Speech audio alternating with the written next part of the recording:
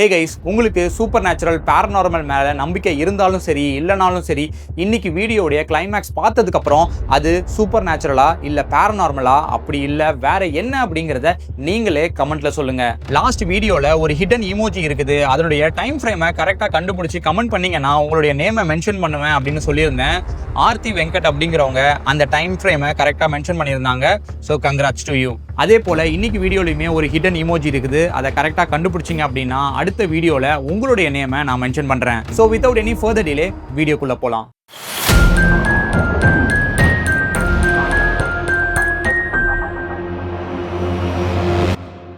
1951 September மாதம் ஒரு நாள் ஆஃப்டர்நூன் 53 வயசான அடால்ஃபஸ் அப்படின்ற ஒரு ஃபாதர் ஒரு பாக்ஸை எடுத்துக்கிட்டு ஹாஸ்டலுக்குள்ளே இருக்கக்கூடிய ஒரு ரூமுக்குள்ளே போகிறாரு. அந்த ரூமுக்குள்ளே இவருடைய பொண்ணுங்க 21 வயசான பாபியும் பெட்டியும் ரொம்ப எக்ஸைட்டடாக சிரித்து பேசி என்ஜாய் பண்ணிட்டு அவங்க கொண்டு வந்த லக்கேஜ் எல்லாம் அன்பேக் பண்ணிட்டு இருக்கிறாங்க. இந்த எக்ஸைட்மெண்ட்டுக்கு காரணம் இவ்வளோ நாள் வாழ்ந்து அவங்களுடைய வீட்டில இருந்து வெளியே வந்து ஒரு இடத்துல வேலைக்கு போக போகிறாங்க அப்படிங்கிறத யோசிச்சு ரொம்பவே என்ஜாய் பண்ணிட்டு இருக்கிறாங்க.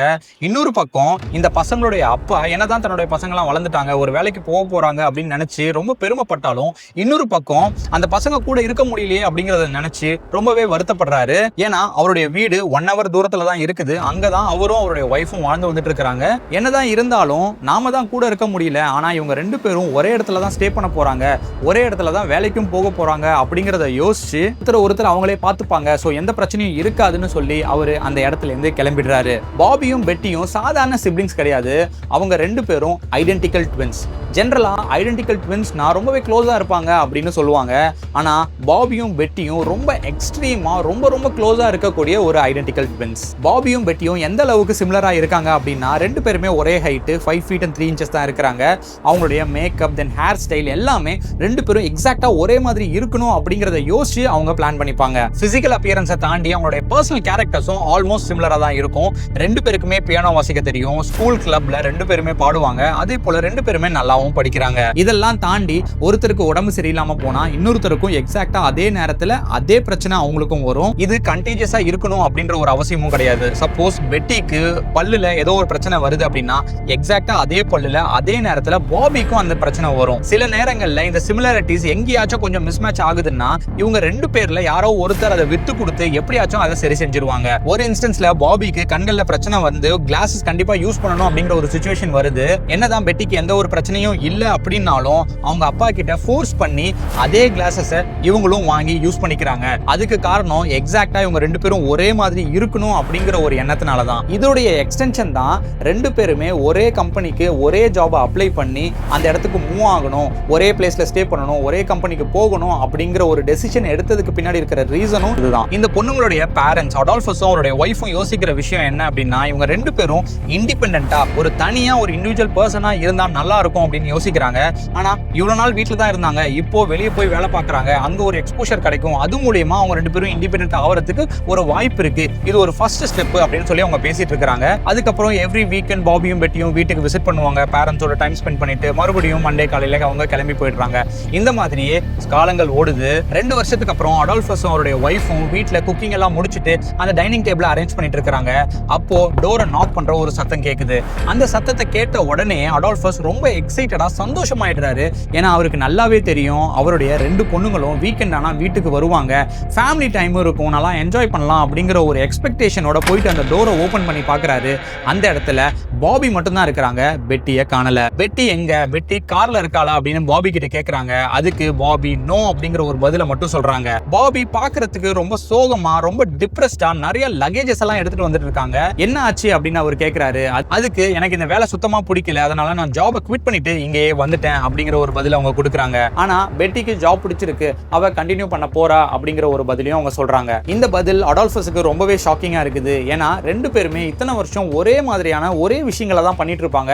சோ ஒருத்தர் ஜாபை குவிட் பண்றதும் இன்னொருத்தர் ஜாபை கண்டினியூ பண்றது அப்படிங்கிற விஷயம் இவருக்கு ரொம்பவே ஷாக்கிங்கா இருக்குது. சரி இதெல்லாமே ஓகே, பட் இந்த வாரம் பெட்டி நம்மள மீட் பண்றதுக்கு நம்ம கூட டைம் ஸ்பெண்ட் பண்றதுக்கு வரலையா அப்படின்னு கேட்கிறாரு. அதுக்கு இல்ல, அவ அங்க ஜாபை கண்டினியூ பண்ணிட்டு இருக்கா, அவ அங்கேயே தான் ஸ்டே பண்ண போறா, அங்கேயே தான் வாழவும் சாப்பிடவும் போறா அப்படிங்கிற ஒரு பதில பாபி கொடுக்குறாங்க. இந்த பதில், இந்த பிஹேவியர் இதெல்லாமே அடால்ஃபஸுக்கு ரொம்ப ஷாக்கிங்கா இருக்குது. அவரால் என்னன்னு புரிஞ்சிக்கவே முடியல. ஃபர்ஸ்ட் நீ வீட்டுக்குள்ள வா, கொஞ்சம் ரெஸ்ட் எடு, ரிலாக்ஸ் பண்ணு, டின்னர் சாப்பிடு, அதுக்கப்புறம் நம்ம இந்த விஷயத்தை பத்தி பேசலாம், என்ன பண்ணலாம்னு யோசிக்கலாம் அப்படின்னு அவங்க பேரண்ட்ஸ்லாம் சொல்றாங்க.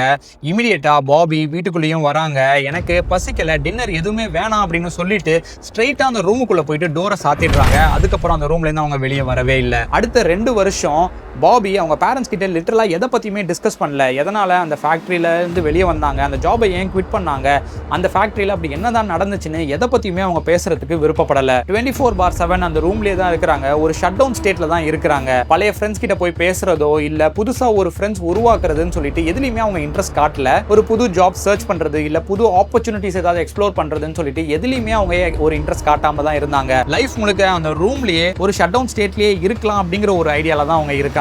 ஆனா இந்த 2 வருஷத்துல ஒரு சில சமயங்கள்ல மட்டும் பாபி யூசுவலா எப்படி இருப்பாங்களோ அந்த மாதிரி அவங்க இருக்காங்க. அது எப்பன்னா பெட்டி எப்பெல்லாம் வீக்கெண்ட்ஸ்ல வீட்டுக்கு வராங்களோ அப்போ மட்டும் பாபி ரொம்ப சந்தோஷமா ஹாப்பி ஆயிடுறாங்க. அந்த டோருக்குள்ள பெட்டி வந்து அடுத்த செகண்டே இமீடியட்டா 2 பேருமே ஒரு சிங்க்ல ஒரு பக்காவான ஒரு ரிதம்ல மாறிடுறாங்க. ஒருத்தர் ஜாபை குவிட் பண்ணிட்டாங்க, இன்னொருத்தர் ஜாபை குவிட் பண்ணல அப்படிங்கிற எந்த ஒரு கஷ்டமும் இல்லாம இமீடியட்டா 2 பேருமே ஹாப்பியா பேச ஆரம்பிச்சிடுறாங்க. 2 நாள் முடிஞ்சு எப்போ பெட்டி அந்த ஃபேக்டரிக்கு போறாங்களோ அடுத்த செகண்டே பாபி அந்த ரூமுக்குள்ள போயிட்டு டோரை க்ளோஸ் பண்ணி ஒரு ஷட் டவுன் மோடுக்கு போயிடுவாங்க. பாபி ஒரு பக்கம் அந்த சிஸ்டர் மேல ரொம்ப டிபெண்டண்டா இருக்கிறதுனால இங்க ரொம்பவே கஷ்டப்படுறாங்க. அவங்களோட ஹெல்த்தும் கொஞ்சம் கொஞ்சமா ஸ்பாயில் ஆக ஆரம்பிக்குது. இன்னொரு பக்கம் பெட்டி ரொம்பவே இண்டிபெண்டண்டா ஆக ஆரம்பிச்சிடுறாங்க. அந்த ஃபேக்டரியில அவங்க ஒர்க் பண்ணி தனியா வாழ்ந்துட்டு இருக்காங்க. ஓரளவுக்கு அவங்கள தனியா தன்னந்தானே மேனேஜ் பண்ணிட்டு இருக்காங்க. இந்த சிச்சுவேஷனை பாக்குறதுக்கு அடால்ஃபஸுக்கும் அவருடைய ஒய்ஃபுக்கும் கொஞ்சம் கஷ்டமா தான் இருக்குது. பாபி எப்படி 2 வருஷத்துக்கு அப்புறம் ஒரு நாள் சடனா வீட்டுக்கு வந்து இந்த வேலை பிடிக்கல, நான் ஜாபை குவிட் பண்ணிட்டேன் அப்படின்னு சொன்னாங்களோ அதே போல 2 வருஷத்துக்கு அப்புறம் எக்ஸாக்டா அதே சமயத்துல பெட்டியும் ஒரு நாள் வீட்டுக்கு வந்து இந்த ஜாப் எனக்கு பிடிக்கல, நான் குவிட் பண்றேன், இனிமே இங்க தான் ஸ்டே பண்ண போறேன் அப்படின்னு சொல்றாங்க. ஆஸ் யூஷுவல் இதை கேட்டோன்னே பேரண்ட்ஸுக்கு கொஞ்சம் ஷாக்கா தான் இருக்குது. ஆனா இனிமே எப்படியும் 2 சிப்ளிங்ஸும் ஒன்னா தான் இருப்பாங்க, அதனால பாபி கொஞ்சம் சரியாயிடுவாங்க, 2 பேரும் சந்தோஷமா தான் இருப்பாங்க அப்படின்னு யோசிச்சு சரி ஓகே நீங்க இங்கே ஸ்டே பண்ணுங்க அப்படின்னு அடால்ஃபஸ் சொல்றாரு. ஆனா இந்த இடத்துல பெட்டி ஜாபை குவிட் பண்றதுக்கு எந்த ஒரு ஸ்ட்ராங்கான ரீசனுமே இல்ல. ஏன்னா இவ்வளவு நாள் அவங்க ரொம்ப ஸ்ட்ராங்கா இண்டிபெண்டா அந்த ஜாப்ல அவங்க ஒர்க் பண்ணிட்டு இருக்காங்க, ரொம்ப ஹாப்பியாவும் இருக்காங்க, அந்த ஜாப் அவங்களுக்கு ரொம்பவும் பிடிச்சிருக்குது அப்படிங்கறதுனால அவங்க ஏன் குவிட் பண்ணணும் அப்படின்னு யோசிச்சுட்டு இருக்காரு. அவருக்கு கிடைச்ச ஒரே ஒரு ரீசன் சின்ன வயசுல யூசுவலா இவங்க பண்றது தான். எப்போ இவங்களுடைய சிமிலாரிட்டிஸ் கொஞ்சம் மிஸ்மேட்ச் ஆகி மாறி போகுதோ அந்த இடத்துல ஒருத்தர் இன்னொருத்தருக்காக அந்த விஷயத்தை விட்டு கொடுத்துருவாங்க. அதே போல பாபிக்கு இந்த ஜாப் பிடிக்கல, சோ அவ குவிட் பண்ணிட்டா. என்னதான் இந்த இண்டிபெண்டன்ட் லைஃப் எனக்கு பிடிச்சிருந்தாலும் பாபிக்காக இந்த ஜாபை நானும் குவிட் பண்றேன் அப்படின்னு சொல்லி தான் பெட்டி குவிட் பண்ணியிருக்கணும் அப்படின்னு அடால்ஃப் யோசிக்கிறாரு. பட் இதுல நல்ல விஷயம் என்னன்னா இனிமே 2 பேருமே ஒன்னா தான் இருப்பாங்க. சோ பாபியோடைய ஹெல்த்தும் இம்ப்ரூவ் ஆகும், பாபி சந்தோஷமாவும் இருப்பா, 2 பேருக்குமே இனிமே எந்த பிரச்சனையும் இல்ல அப்படின்னு சொல்லிட்டு அவருடைய அப்பா அடால்ஃபஸ் யோசிக்கிறாரு. ஆனா அவர் நினைச்ச மாதிரி எதுவுமே நடக்கல. பெட்டி ஜாபை குவிட் பண்ணிட்டு வீட்டுக்கு வந்ததுக்கு அப்புறம் பெட்டியும் பாபியும் ஒரே வீட்டில் தான் இருக்கிறாங்க. இப்போ இவங்க 2 பேருக்குள்ள இருக்கக்கூடிய அந்த பாண்டிங், அந்த ஒரு க்ளோஸ்னஸ் வந்து ரொம்பவே அதிகமாயிடுது, ஒரு எக்ஸ்ட்ரீம் லெவலுக்கு போயிடுது. யூசுவலாவே அது எக்ஸ்ட்ரீமா தான் இருக்கும். இப்போ வீட்டுக்கு திரும்பி வந்ததுக்கு அப்புறம் அது ஒரு வேற லெவல் எக்ஸ்ட்ரீமுக்கு போயிடுது. ரொம்பவே க்ளோஸா இருக்காங்க. அவங்க பேரண்ட்ஸே இது வரைக்கும் பார்க்காத அளவுக்கு ரொம்பவே க்ளோஸா இருக்கிறாங்க. 24/7 அந்த ரூமுக்குள்ள அந்த டோரை க்ளோஸ் பண்ணிட்டு எப்பவுமே அந்த ரூமுக்குள்ளே தான் இருக்கிறாங்க. பேரண்ட்ஸ் கிட்டயும் சரியா பேசுறது இல்ல, ஃப்ரெண்ட்ஸ் கிட்டயும் போயிட்டு யார்கிட்டயும் பேசுறது இல்ல, புதுசா ஏதாச்சும் ஒரு ஜாப்ஸ் சர்ச் பண்ணலாம்னா அந்த மாதிரியும் கிடையாது. பாபி எப்படி இருந்தாலோ அதே மாதிரி இப்ப 2 பேரும் சேர்ந்து அதே மாதிரி இருக்கிறாங்க. அந்த வீட்டுக்குள்ள வேற எந்த இடத்துலயுமே 2 பேருமே ஒன்னாவே தான் இருப்பாங்க. ஏன் பாத்ரூமுக்கு போகணும்னாலுமே 2 பேருமே ஒன்னா தான் போயிட்டு இருக்காங்க. சரி வெளியே கூட்டிட்டு போலாம் அப்படின்னு சொல்லிட்டு அடால்ஃபஸ் வெளியே கூட்டிட்டு போறாரு. 2 பேரும் நடக்கிறதுமே ஷோல்டர்ஸை இடிச்சுக்கிட்டு ஒன்னா தான் நடக்கிறாங்க. ஆல்மோஸ்ட் ஒரு ரோபோ மாதிரி எக்ஸாக்ட் சிங்க்ல தான் 2 பேரும் நடந்து வராங்க. இந்த மாதிரி இருக்கிறது அவங்க பேரண்ட்ஸுக்கு ஓரளவுக்கு ஓகேனாலும் கொஞ்சம் அவங்களுக்கு பயமா தான் இருக்குது. ஏன்னா ஒரு கட்டத்துல அவங்க டின்னர் சாப்பிடுறதே ஸ்டாப் பண்ணிடுறாங்க. ஒரு சில இன்ஸ்டன்ஸ்ல டின்னர் ரெடி ஆயிடுச்சு வந்து சாப்பிடுங்க அப்படின்னு சொல்லிட்டு அடால்ஃபஸ் அந்த பசங்களுடைய ரூம் டோரை போயிட்டு நாக் பண்ணி சொல்லுவாரு. அப்போ அந்த டோர் டக்குன்னு ஓபன் ஆகி 2 பேருமே ஒரே சிங்க்ல எக்ஸாக்டா வந்து ஒருத்தரை பார்த்துக்காம கூட ஒரே டோன்ல ஒரே மாதிரி எங்களுக்கு பசிக்கல, எங்களுக்கு வேணாம் அப்படின்னு சொல்லிட்டு அந்த டோரை மூடிட்டு அவங்க போயிடுவாங்க. ஒரு சில வாரங்கள் இப்படியே போகுது. அவங்க ப்ராப்பரா ஃபுட் எடுத்துக்காததுனால அவங்க அவங்க ரொம்ப வீக்காக ஆகுறாங்க, அன்ஹெல்தி ஆகுறாங்க, அவங்களுடைய பாடி வெயிட்டும் கொஞ்சம் கொஞ்சமாக கம்மியாகுது. அடால்ஃபஸுக்கும் அவருடைய ஒய்ஃபுக்கும் ரொம்பவே பயமாக இருக்குது. தன்னுடைய பொண்ணுங்களுக்கு எதுவும் ஆயிடக்கூடாது, ஆனால் கண்டிப்பாக ஏதோ ஒரு மென்டல் இல்னஸில் அவங்க ரொம்பவே கஷ்டப்படுறாங்க, அவங்களுக்கு ஒரு ஹெல்ப் தேவை அப்படின்னு சொல்லி ஒரு எக்ஸ்பர்ட் கிட்ட போகலாம் அப்படின்னு யோசிக்கிறாங்க. அதனால அந்த 2 பொண்ணுங்களையும் ஒரு சைக்காட்ரிஸ்ட் கிட்ட கொண்டு போயிட்டு காட்டுறாங்க. அந்த சைக்காட்ரிஸ்ட் இந்த பொண்ணுங்களை செக் பண்ணி பார்த்துட்டு இவங்களுக்கு ஸ்கிசோஃப்ரினியா அப்படிங்கிற ஒரு பிரெயின் கண்டிஷன் இருக்கிறதுக்கு வாய்ப்பு இருக்கு அப்படின்னு சொல்லிட்டு டயக்னோஸ் பண்ணி சொல்றாரு. அதுக்கு அவர் ஒரு சில மெடிகேஷன்ஸும் கொடுத்து அதை ஃபாலோ பண்ணுங்க அப்படின்னு சொல்றாரு. அடால்ஃபஸும் அவருடைய ஒய்ஃபும் இந்த பொண்ணுங்க அந்த மெடிகேஷன்ஸை ரொம்ப ப்ராப்பரா கரெக்டா எடுத்துக்கிறாங்களா அப்படின்னு ஃபாலோ பண்ணி கரெக்டா கொடுத்துட்டு தான் வராங்க. ஒரு சில வாரங்கள் போகுது, ஆனாலுமே இந்த கண்டிஷன் கொஞ்சம் கூட இம்ப்ரூவ் ஆகல, இன்னுமே மோசமா தான் ஆயிட்டு போகுது. 24/7 அந்த ரூம்குள்ளே தான் இருக்கிறாங்க, யாரையுமே அந்த ரூம்குள்ள அலோ பண்றதும் கிடையாது. பெட்டி, பாபி இவங்க 2 பேரும் ஒன்னா தான் இருக்கிறாங்க. இவங்க 2 பேர் பக்கத்துல வேற யாரும் இருந்தாலும் அவங்களுக்கு பிடிக்கிறது இல்ல. ஏன் அவங்க பேரண்ட்ஸ் இருந்தாலுமே இவங்க 2 பேருக்குமே பிடிக்கிறது இல்ல. தன்னுடைய பொண்ணுங்களுக்கு ஸ்கிசோஃப்ரினியா அப்படிங்கிற ஒரு மென்டல் இல்னஸ் மேபி இருக்கலாம், ஆனா இந்த மெடிகேஷன்ஸ் எந்த ஒரு யூஸும் இல்ல, இது எந்த ஒரு ஹெல்ப்பும் பண்ணல அப்படின்னு அவர் யோசிச்சு மேபி ஒரு பெட்டரான ஒரு சைக்காட்ரிக் கிட்ட போயிட்டு காட்டலாம் அப்படின்னு யோசிக்கிறாரு. 1961 இப்போ பாபிக்கும் பெட்டிக்கும் வயசு 30. வேற வழியே இல்லாம இவங்களுடைய அப்பா அடால்ஃபஸ் இவங்க 2 பேருமே ஒரு சைக்காட்ரிக் ஹாஸ்பிட்டல்ல அட்மிட் பண்றாரு. அந்த ஹாஸ்பிட்டல்ல இவங்கள நல்லாவே பாத்துக்கிறாங்க, 24/7 மானிட்டர் பண்றாங்க. 2 பேரும் ஒரே ரூம்ல தான் இருக்காங்க. ஃபோர்ஸ் பண்ணி ஃபுட் மெடிகேஷன்லாம் கொடுக்கறதுனால கொஞ்ச நாள்லயே இவங்களோட ஹெல்த் நல்லாவே இம்ப்ரூவ் ஆகுது, பாடி வெயிட்டும் கெயின் ஆகுது. அதனால ஒரு 2 வாரம் மட்டும் ஹாஸ்பிட்டல்ல இருந்துட்டு நீங்க நல்லா ஹெல்தி ஆயிட்டீங்க, உங்களோட பாடி கண்டிஷன் நல்லா இம்ப்ரூவ் ஆயிடுச்சு அப்படின்னு சொல்லிட்டு டிஸ்சார்ஜ் பண்ணி வீட்டுக்கு அனுப்பிச்சிடுறாங்க. ஆனா வீட்டுக்கு போன அடுத்த செகண்டே அந்த ரூமுக்குள்ள போயிட்டு கதவை சாத்திட்டு 24/7 தனிமையிலேயே இருக்காங்க. யார்கிட்டயும் பேசுறது இல்ல, சரியா சாப்பிடுறது இல்ல. எக்ஸ்ட்ரோவர்ட்டா இருந்த அந்த 2 பொண்ணுங்களும் மறுபடியும் இன்ட்ரோவர்ட் ஆயிடுறாங்க. இதனால மறுபடியுமே அவங்களோட ஹெல்த் ஸ்பாயில் ஆகுது, வெயிட் மறுபடியும் கொஞ்சம் கொஞ்சமா ரெடியூஸ் ஆக ஆரம்பிக்குது.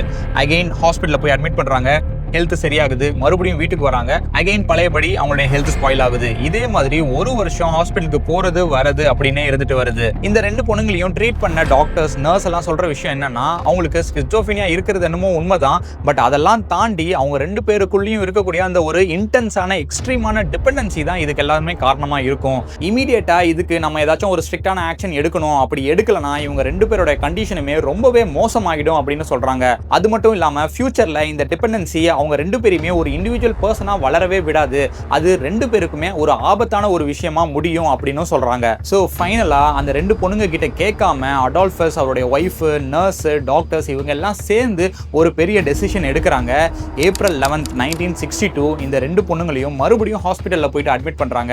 ஆனா இந்த தடவை பாபியை அந்த ஹாஸ்பிட்டலோட ஒரு எண்ட்லையும் பெட்டியை அந்த ஹாஸ்பிட்டலோட இன்னொரு எண்ட்ல பிரிச்சு அட்மிட் பண்றாங்க. நம்மள தனித்தனியா பிரிச்சு தான் வைக்க போறாங்க அப்படிங்கிற விஷயத்தை ரியலைஸ் பண்ண உடனே பாபியும் பெட்டியும் கத்த ஆரம்பிக்கிறாங்க, கெஞ்சுறாங்க அந்த நர்ஸ் கிட்ட, எப்படியாச்சும் எங்களை ஒண்ணா வச்சிருங்க அப்படின்னு சொல்லிட்டு என்னென்னமோ பண்ணி பாக்குறாங்க. ஆனா எல்லாத்துக்குமே அந்த நர்ஸ் நோன்னு சொல்லிட்டு, இது உங்களுடைய நல்லதுக்காக தான் நாங்க பண்றோம், சோ கொஞ்ச நேரம் அமைதியா இருங்க அப்படின்னு சொல்றாங்க. அடுத்த நாள், அதாவது ஏப்ரல் 12ஆம் தேதி நைட்டு 1 மணிக்கு அடால்ஃபஸ் அவருடைய வீட்டுல தூங்கிட்டு இருக்கிறாரு. அப்போ அவருடைய போன் ரிங் அடிக்குது. தூக்க கலக்கத்திலேயே அந்த போனை அட்டென்ட் பண்ணி ஹலோன்னு சொல்றாரு. ஆப்போசிட் சைட்ல சைக்காட்ரிக் ஹாஸ்பிட்டல்ல இருந்து டாக்டர் நடுங்கிற குரல்ல பேசுறாரு. அடால்ஃபஸுக்கு நல்லாவே தெரியும் தன்னுடைய பொண்ணுங்களை பிரிச்சு தான் வைக்க போறாங்க அப்படிங்கிற விஷயம் தெரிஞ்சதுனால என்ன ஆச்சு அப்படின்னு கேக்குறாரு. அதுக்கு டாக்டர் அங்க நடந்த விஷயத்தெல்லாம் சொல்றாரு. அவர் சொல்றத அடால்ஃபஸால ப்ராசஸ் ஃபுல்லா பண்ண முடியல, அதனால ஒரு செகண்ட் பாஸ் பண்ணிட்டு மறுபடியும் என்னாச்சு சொல்லுங்க, எனக்கு சரியா கேட்கல அப்படின்னு சொல்றாரு. அதுக்கு டாக்டர் மறுபடியுமே எல்லா விஷயத்தையும் எக்ஸ்பிளைன் பண்றாரு. அந்த விஷயத்தை கேட்ட உடனே அடால்ஃபஸ் அப்படியே உறைஞ்சி போய் ஒரு ஃப்ரீஸ் ஆகி அந்த இடத்துல உட்கார்ந்துருக்கிறாரு. அடுத்த ஒரு சில நாட்கள் அந்த சைக்காட்ரிக் ஹாஸ்பிட்டல்ல உள்ள டாக்டர்ஸ், நர்ஸ் எல்லாம் பாபியையும் பெட்டியும் அன்னைக்கு நைட்டு பிரிச்சதுக்கு அப்புறமா எக்ஸாக்டா என்னதான் நடந்துச்சு, ஒரு சயின்டிபிக்கான ஒரு ரீசனை கண்டுபிடிக்கிறதுக்காக ட்ரை பண்றாங்க. ஆனா அவங்களால எதையுமே கண்டுபிடிக்க முடியல. அதனால அந்த ஏரியாவுடைய போலீஸ் இன்வெஸ்டிகேட்டர்ஸ் கிட்ட இந்த விஷயத்தை கொண்டு போய் சொல்றாங்க. அவங்க வந்து செக் பண்ணி பாக்குறாங்க. ஆனா அவங்களாலையுமே எதையுமே கண்டுபிடிக்க முடியல. அடுத்து இந்த கேஸ் வந்துட்டு FBI கிட்ட போகுது. அவங்களும் செக் பண்ணி பார்த்துட்டு எங்களாலையும் எதையுமே கண்டுபிடிக்க முடியல அப்படின்னு போயிடுறாங்க. ஒரு சில நாட்கள்ல இந்த விஷயம் வெளியே லீக் ஆகுது, பிரஸ்ஸுக்கு போகுது, நியூஸ் பேப்பர்லயும் பப்ளிஷ் ஆக ஆரம்பிக்குது. கண்ட்ரி முழுக்க ஒரு மிஸ்ட்ரியா இது பரவுது. யாராலையுமே அன்னைக்கு நைட்டு என்னதான் நடந்துச்சு அப்படிங்கிறதுக்கான ஒரு சயின்டிபிக்கான ஒரு எக்ஸ்பிளனேஷன் யாராலையுமே கொடுக்க முடியல. அப்படி அன்னைக்கு நைட்டு பாபியையும் பெட்டியையும் பிரிச்சதுக்கு அப்புறம் என்னதான் நடந்துச்சு? ஏப்ரல் 12ஆம் தேதி நைட்டு 12:55 AM-க்கு பாபி அட்மிட் ஆன ரூம் பக்கத்துல இருக்கக்கூடிய ஒரு நர்ஸ் பாபி என்ன பண்றாங்கங்கறத செக் பண்றதுக்காக அந்த ரூமுக்குள்ள போயிட்டு பாக்குறாங்க. அங்க பாபி அவங்களுடைய பெட்ல இறந்து போயிருக்காங்க. உடனே ஆப்போசிட் சைடுல பெட்டிக்கு என்ன ஆச்சு அப்படின்னு செக் பண்றதுக்காக அங்க போயிட்டு 1 AM போட்டு செக் பண்ணி பார்க்குறாங்க. அங்க பெட்டியும் பாபி என்ன பொசிஷன்ல இறந்து போனாங்களோ அதே மாதிரி அதே பொசிஷன்ல பெட்டி அவங்க பெட்ல இறந்து போயிருக்காங்க. ஸ்ட்ரேஞ்சான விஷயம் என்னன்னா, இவங்க இறந்ததுக்கான காரணம் என்னன்னு யாராலையுமே கண்டுபிடிக்க முடியல.